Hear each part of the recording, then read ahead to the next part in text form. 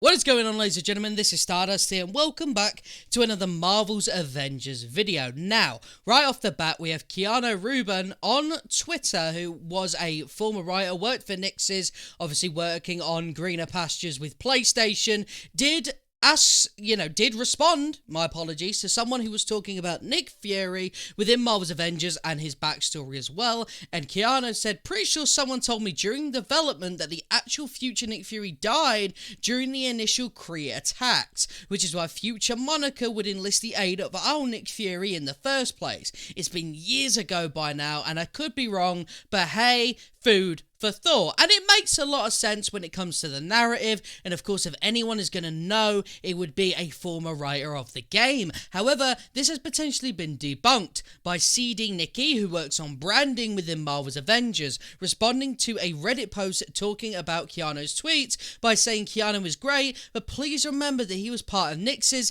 and hasn't been on the project since last summer, which actually is kind of news to a lot of people. A lot of people thought maybe they're finishing up and there's still things they have to do, but yes, obviously last summer around War for Wakanda time, that was probably their last hurrah on the Marvel's Avengers team. So someone responded and said, well, is what he's saying true? What was the original story of Nick Fury supposed to be? We deserve to know. It would do some goodwill with the community. CD Nikki said, is it true that someone told him that this was an idea? No clue. It wouldn't be surprising is probably what he meant to say, if it happened. 1000s of ideas get tossed around in the course of development. There's no one true original story that got planned out at the beginning, so there's no original story to tell you.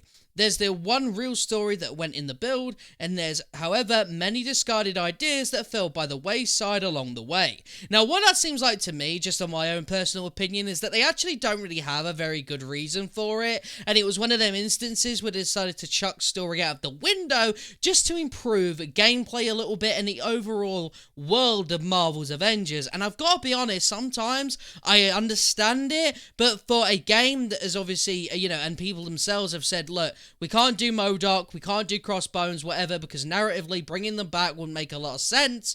Stuff like this, you need to stick by, and you need to either find your footing as a completely hardcore narrative game and do it well, or you completely ditch all that and you just have fun. You need to find your base. However, next thing is going to be really good, and for anyone who's worried that the game is going to be going away tomorrow, may be pretty happy. Because Brian Wagner on Twitter posted lead producer role on Avengers Open, come and join the team. Now, I clicked on this myself, and it asks for someone who has been, pretty established in the live service title world. Now, if you guys don't know what a lead producer even is, essentially, it is an individual who has strong leadership and decision-making skills, and they'll also just take the role of just kind of being like the lead guy. So they would have to communicate and carry the game vision, work with the leadership team to make data-informed decisions on what should be coming in upcoming releases, determine resources necessary to complete projects,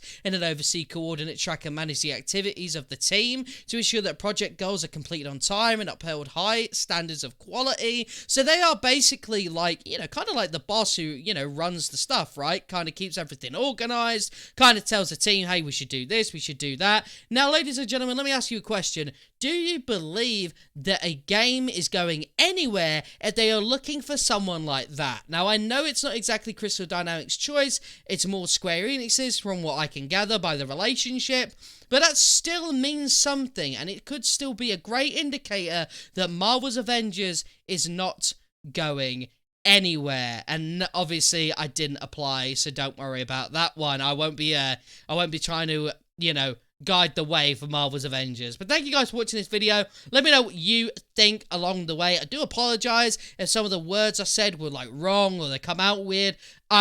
It's been a weird couple of days, but I'll go into it a bit on Twitter if you want to follow me there and get me way past that 1,000 threshold, so I'm too afraid to celebrate it yet. Thank you guys for watching. I'll see you in a bit. Peace.